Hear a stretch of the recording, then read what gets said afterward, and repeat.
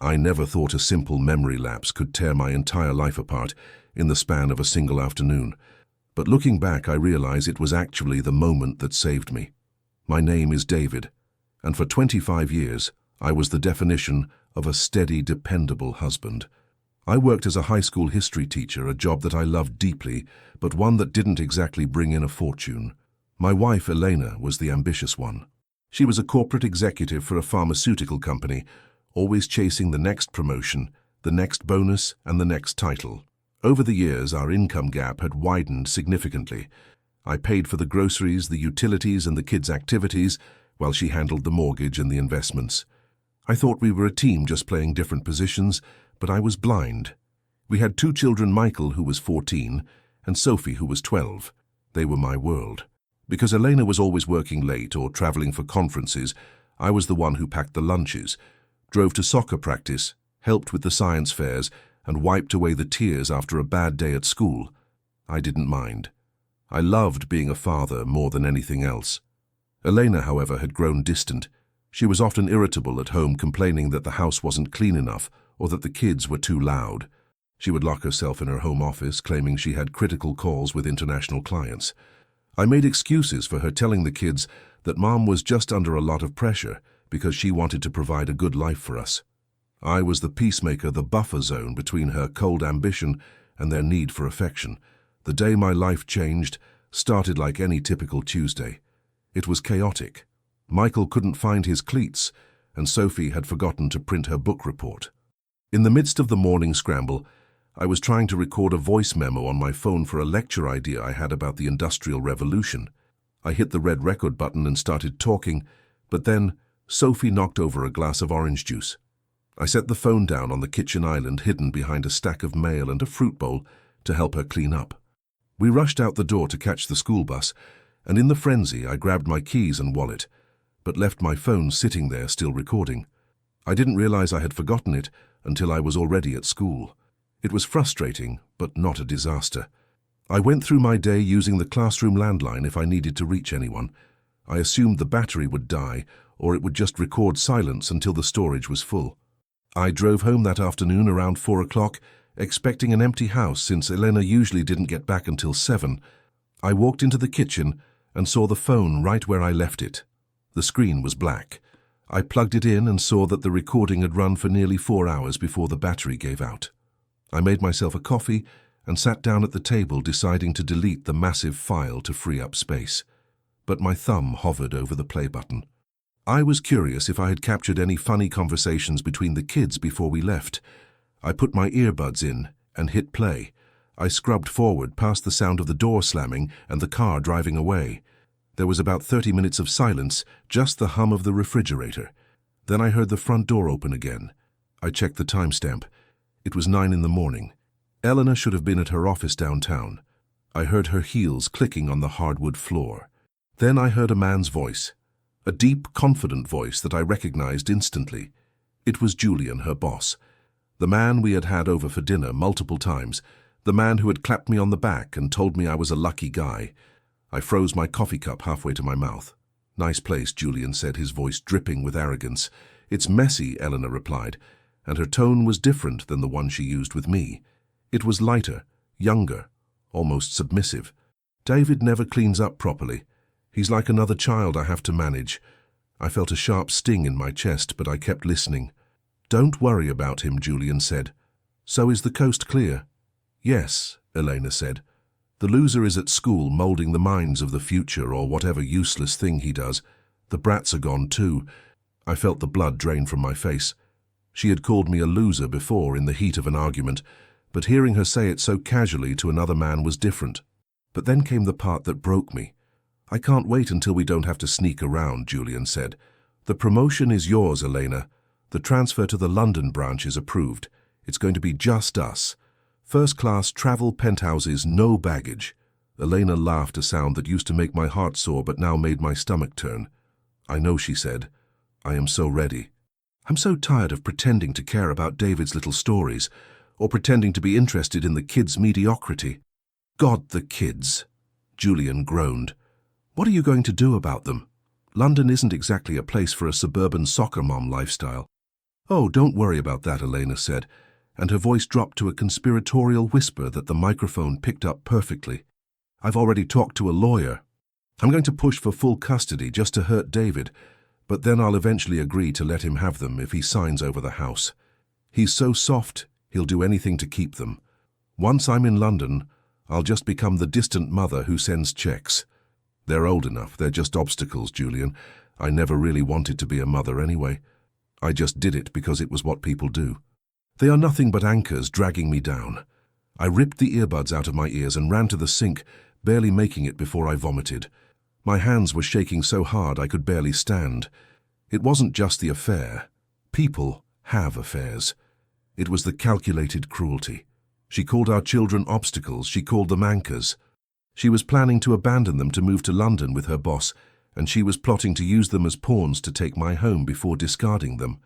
I sat on the kitchen floor for an hour, crying silent tears that felt like acid burning my cheeks. I looked at the photos on the fridge.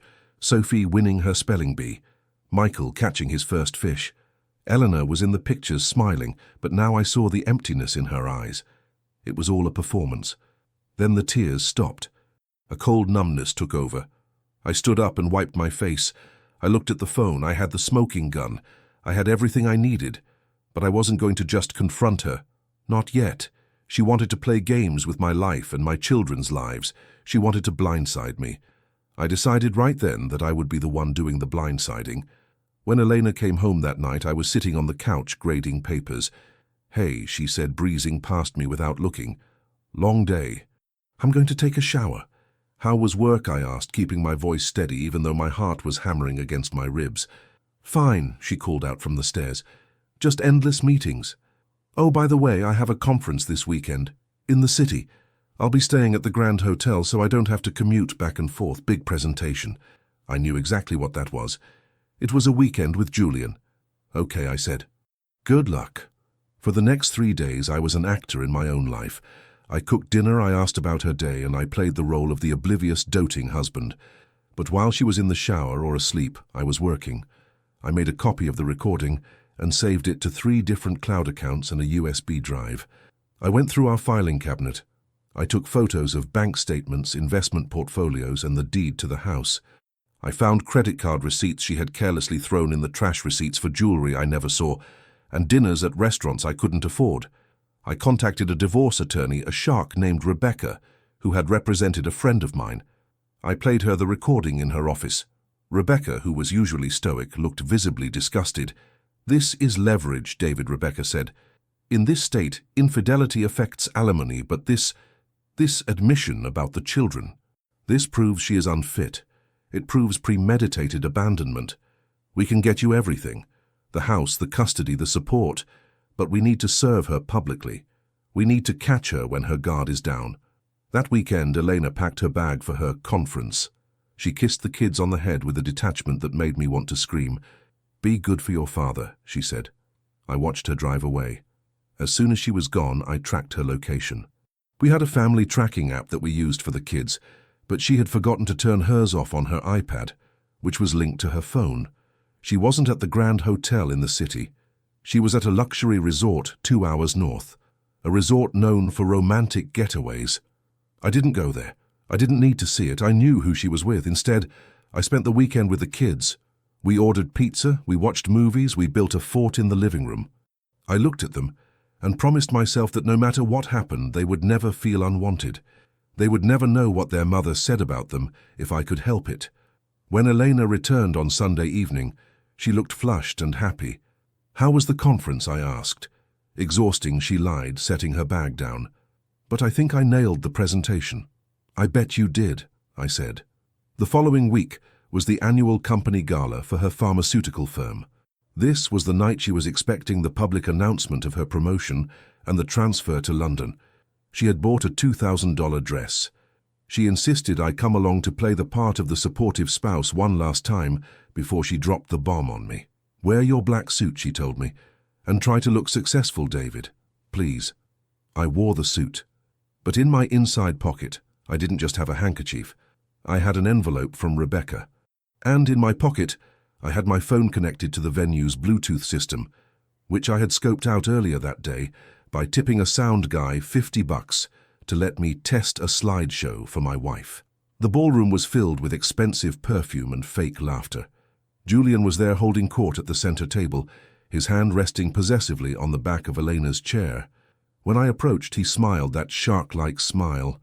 "David, good to see you," he said. "Elena tells me you're working on some history project. Very quaint. It's about revolutions," I said, looking him dead in the eye, "about how the ruling class gets overthrown when they least expect it." Julian laughed nervously, not understanding the threat. Elena kicked me under the table. "Behave," she hissed. The dinner went on, speeches were made. Finally, the CEO of the company took the stage. He began talking about the new London initiative and how they had selected a leader who exemplified dedication and integrity. Eleanor squeezed my hand, but there was no love in it. It was a squeeze of anticipation. She was ready to leave me behind. Before the CEO could announce her name, I stood up. I tapped my glass with a spoon. It was loud. The room went silent. "Excuse me," I said, my voice projecting clearly thanks to my years of teaching. "I'd like to say a few words about my wife Elena and her boss Julian before this announcement is made." Elena looked at me with wide, panicked eyes. "David, sit down." "What are you doing?" she whispered. I walked toward the microphone. The CEO looked confused, but stepped aside, assuming this was a planned part of the celebration. "Elena has worked very hard," I said, looking out at the crowd of 200 people. "She has sacrificed a lot. Mostly her family." A murmur went through the room. "You see," I continued, "I'm a history teacher. I deal in facts. And the fact is, my wife and Julian here have been planning a very different kind of merger." I pulled out my phone and hit the button. The sound system was top of the line. The audio was crystal clear. Elena's voice boomed through the ballroom. "The loser is at school. The brats are gone too." The room gasped. Elena stood up, her face pale as a sheet. "Turn it off," she screamed. "David, turn it off." I didn't. I let it play. "I can't wait to be free of those brats. They're just obstacles, Julian. I never really wanted to be a mother anyway." The silence in the room was heavier than anything I had ever felt. Every eye was on Elena. She looked like she was shrinking. Julian was staring at his shoes, his face bright red. I stopped the recording right after the part about the boarding school. I looked at Elena. Her mask was gone. All that was left was the ugly truth. "I loved you, Elena," I said into the microphone. "I loved you for 25 years, but I love myself and our children more. You want to go to London? Go. But you're going alone." I reached into my jacket and pulled out the envelope. I walked over to her table and dropped it on her empty plate. "These are divorce papers," I said, "and a restraining order. Do not come back to the house tonight. My lawyer will be in touch about when you can collect your things." I turned to Julian. "And Julian, I believe your wife is in the lobby. I called her and told her she might want to hear this." Julian's head snapped up just as the double doors opened. A woman stood there, tears streaming down her face. I walked out of that ballroom and I didn't look back. I heard shouting behind me. I heard Eleanor sobbing, but I just kept walking. The aftermath was brutal but necessary. The video of the event didn't go viral, but the gossip in the industry did. Elena didn't get the London job. The company, fearing a PR nightmare about a homewrecker who calls her children obstacles, placed her on indefinite leave and eventually let her go. Julian was fired for inappropriate conduct with a subordinate, and his wife took him for everything he was worth. The divorce was swift. The recording was admissible. The judge was appalled. I got the house. I got full custody. Elena was granted supervised visitation, but the kids, having heard the truth about what she said, didn't want to see her. It's been 2 years since that night. Life is different now. It's quieter, but it's a happy quiet. Michael is playing varsity soccer, and Sophie just won a regional writing competition. We cook dinner together every night. The house is messy sometimes, but it's full of love. Elena tries to call sometimes. She lives in a small apartment across town, working a mid-level job that she hates. She sends letters saying she didn't mean it, that she was just venting, that she was under stress. I don't read them. I burn them. I met someone recently. Her name is Clara. She's a librarian. She loves history. Last week she came over for dinner and spilled a glass of red wine on the white rug. She looked terrified, waiting for me to get angry. I just laughed. "It's just a rug," I said. I looked at my kids laughing at the table, and I looked at this kind, warm woman, and I realized that leaving my phone recording that day wasn't a mistake. It was the best thing I ever did. It broke my heart, yes, but it allowed me to build a new one, a stronger one. One that beats for the people who actually deserve it. Sometimes when I'm driving to school, I think about the man I used to be, the one who made excuses for a woman who despised him. I feel a pang of pity for him. But then I remember the look on Elena's face when the truth came out, and I smile. I didn't just survive the betrayal, I outlived it. And for the first time in 25 years, I am truly free. I thought the story ended there with the divorce and the silence, but life has a funny way of circling back for one final exam, just to make sure you really learned the lesson. It was 3 years after the gala incident, and Michael was graduating from high school. This was the moment I had been looking forward to since the day he was born. The ceremony was held in the large football stadium, and the air was thick with humidity and excitement. I sat in the bleachers next to Clara, who was holding a bouquet of blue hydrangeas, Michael's favorite, because they matched the school colors. Sophie sat on my other side looking bored, as teenagers do, but I saw her secretly filming her brother, searching for him in the sea of blue caps and gowns. We were a unit. A solid, happy, broken and rebuilt family. I hadn't seen Elena in over a year. She had stopped sending the letters after I had my lawyer threaten a harassment suit. I heard through the grapevine that she was working as a receptionist at a dental clinic, a far cry from the executive boardroom she used to command. I didn't wish her ill, I just didn't think about her at all. As the names were called and students walked across the stage, I felt that swell of pride that makes your throat tight. Michael James Harrison. He walked with confidence, shaking the principal's hand, beaming at the camera. I cheered so loud I think I embarrassed Sophie, but I didn't care. After the ceremony, families flooded the field for pictures. We found Michael near the goalposts. He hugged me so hard he lifted me off the ground. Then he hugged Clara and Sophie. We were laughing, trying to arrange everyone for a photo, when I saw the mood shift. Michael's smile faltered, and he looked over my shoulder, his eyes narrowing. I turned around. Elena was standing about 10 feet away. She looked different, older. The sharp-tailored suits were gone, replaced by a floral dress that looked a bit faded. Her hair, which used to be perfectly blown out, was pulled back in a messy bun, but it was her eyes that shocked me. The arrogance was gone, replaced by a desperate, hungry look. She was holding a small, generic graduation card. She took a hesitant step forward. "Michael," she said, her voice wavering, "you look so handsome." The circle of silence around us was suffocating. Clara took a half step back, trying to give us space, but I reached out and held her hand, anchoring her there. "What do you want, Elena?" I asked, my voice low. "I just wanted to see my son graduate," she said, looking at Michael. "I have a right, David. I'm his mother." Michael stepped forward, putting himself between me and her. He was taller than both of us now, broad-shouldered and strong. "You lost that right a long time ago," he said, his voice flat and cold. Elena flinched as if he had slapped her. "Michael, please," she pleaded, tears welling up in her eyes.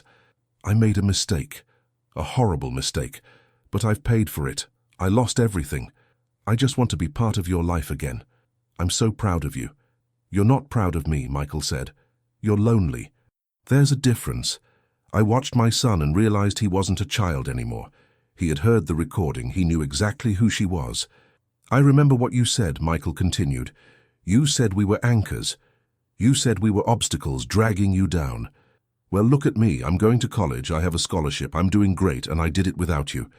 Dad did it without you." Elena looked at me, pleading for me to intervene, to be the peacemaker I used to be. "David, tell him," she begged. "Tell him people deserve second chances." I looked at the woman who had planned to discard us like trash.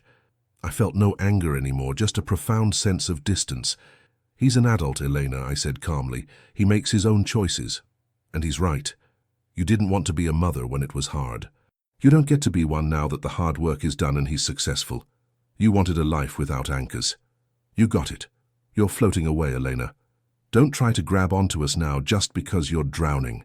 She stood there for a moment, the reality of her choices crashing down on her in the middle of a football field, surrounded by cheering families.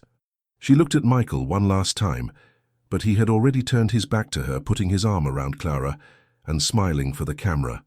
"I'm sorry," she whispered, but nobody was listening.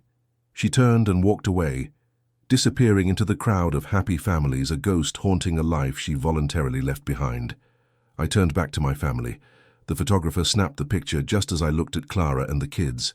It's the best photo I own. We look happy. We look whole. And as I watched Elena's figure retreat toward the parking lot, I realized that the recording on my phone didn't just break me. It broke the chains that were holding us all back. "Let's go get some dinner," I said, clapping Michael on the shoulder. "I think you earned a steak." "Yeah," Michael said, grinning. "And Dad? Thanks for not deleting that recording." I smiled. "Anytime, son. Anytime."